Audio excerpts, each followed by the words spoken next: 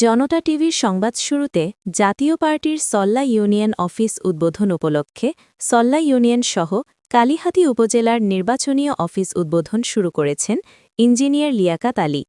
দুর্বার গতিতে এগিয়ে চলছে ইঞ্জিনিয়ার মোহাম্মদ লিয়াকাত আলীর নির্বাচনী প্রচারণা।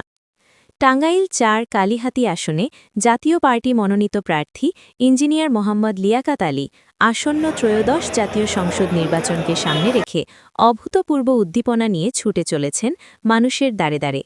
লাঙ্গুল প্রতীকের এই প্রার্থীর প্রচারণায় এখন কালিহাতী উপজেলার প্রতিটি ইউনিয়ন, গ্রাম, পাড়া মহল্লায় নির্বাচনী আমেজ ছড়িয়ে পড়েছে।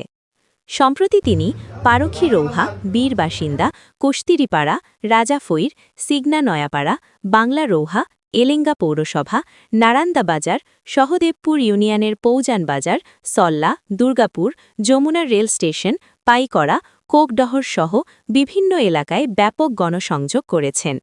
এসব এলাকায় ভোটারদের মধ্যে তার উপস্থিতি ব্যাপক সাড়া ফেলেছে। ইঞ্জিনিয়ার লিয়াকাত আলী স্থানীয়দের সমস্যাগুলো মনোযোগ দিয়ে শুনেছেন। চাঁদাবাজি, শিক্ষার মান, দলীয়করণ, যমুনা নদীর ভাঙন সহ নানা জরুরি বিষয়ে তার কথা বলার ধরন স্থানীয়দের মনে নতুন আশা ও ভরসা জাগিয়েছে।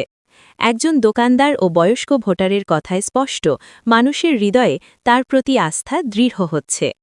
তার নির্বাচনী প্রতিশ্রুতি ও রূপরেখা কালিহাতীর জন্য অত্যন্ত প্রাসঙ্গিক ও বাস্তবমুখী।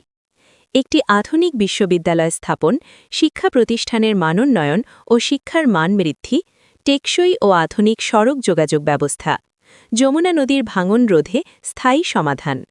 তিনি বারবার জোর দিয়ে বলেছেন, আমি কথা রাখতে এসেছি। এই কথায় ভোটারদের মনে আশার আলো জ্বলে উঠেছে।